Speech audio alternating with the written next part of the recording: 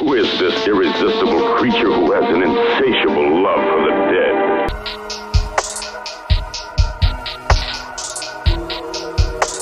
Hi, my name is 𝐀𝐧𝐭𝐢, and welcome to my channel, 𝐀𝐧 Explains It All.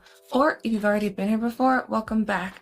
So today's video, y'all, I wanted to just quickly come on here and talk about Brightburn. So Brightburn was this movie that came out in 2018. I feel like it falls under the umbrella of being a horror movie mixed with a little sci-fi, sprinkled in there, and it stars Elizabeth Banks. This movie, I hadn't watched it since it came out, so it's been a while. I was rewatching it, and this movie fully made me understand, it finally clicked why the people in Man of Steel that starred Amy Adams and Henry Cavill, fully made me understand why the government was so fearful and so hesitant of trusting our boy Superman, Clark Kent, Kal-El, all of that, all them identities of his.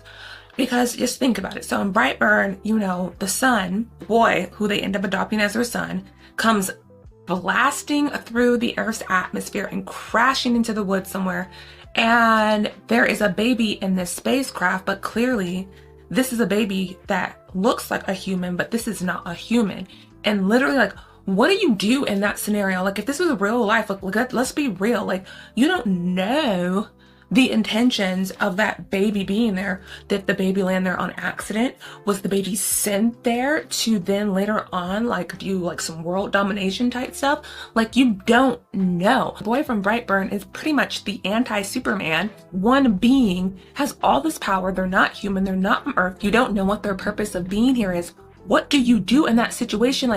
I don't know what I would do. There's still a baby though. So one day you go out into the woods, you find a crashed spacecraft and a newborn baby is in there crying, but you don't know where this baby came from. So what do you do? Feel away if I handed the baby over to the government, the authorities, if they ended up doing some weird experiments and stuff, and what if doing all of that weird experiments and stuff ends up turning the baby evil, and the baby would have been chill in the first place and used their powers for good, but because they had such a negative interaction with humans, because they were getting experimented on and all that, they end up becoming evil. But what if they're already evil? I was sitting here going through all the motions, trying to figure out what would I do. Actually, had to remind myself, if I'm being real, really real, and I'm just chilling at home watching my anime, and I hear a crash, and I look to my right out the window, and there was smoke, and I saw something that came beaming out of the sky. I'm being so for real. I'm not investigating because that's very much not my ministry. That's not my problem. I am not Nancy Drew. I am not a part of the mystery machine. So for real, that ain't got nothing to do with me. Oh my god, run now! We're gonna die! It would have just been you if you would have just shut the fuck up! I will be wow, that's crazy. And then go back to watching my show, but nothing good probably that could potentially come from that. So I'm just gonna stay here and mind my business. Now, however, let's say I don't have that option. Whatever reason, I decide to make my way outside to this crash site. Let's say my common sense leaves my body and I go out there, then and I see a spacecraft and a baby inside. Probably would feel bad leaving the baby out there.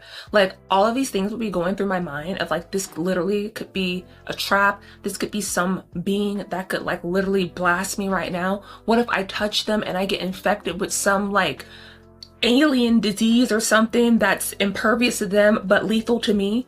I'd be thinking about so much stuff, but at the same time, this is a baby. This is a very, I feel difficult answer. I don't know what the right answer is, so I know this video is not long. It is going to be short, but I literally just kept sitting there thinking what is the right thing to do? What would y'all do? I'm curious, what would y'all do in this scenario? Because I don't really know what I would do if I had to go out and investigate. It's so stressful. So stressful.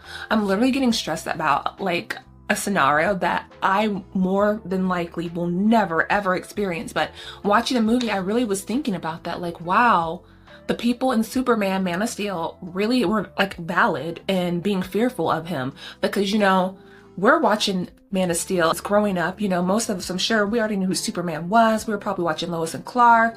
We were probably watching the old school Supermans from the 70s. So you know, Clark Kent, Superman, that's our homeboy. So we already feel a type of way. We're like, I don't know why the government is tripping. Like, this is Clark Kent, this is Superman, he's peaceful. But we're coming at it from the lens of like, we've already known this character for like years at this point. These people don't know this man. They don't know this man. They don't know what he's capable. Well, no, the thing is they do know what he's capable of. They don't know what he's capable of using those capabilities for. You see what I said there? I understand why they were like, so fearful of his mere existence in the world. I really don't know what the right answer is, but it is crazy though how they put handcuffs on him. I'm like, you've seen what this man can do and you put handcuffs on, bruh. Stupid. I hope I never have to have that kind of responsibility because I don't know what I would do. So this video is super short. I'm done rambling about this. If you like this video, like it. If you're enjoying the videos I make here, please subscribe. I would very much so love to have you here. Thank you guys so very much for watching. And until next time, I have to return some videotapes. Bye guys.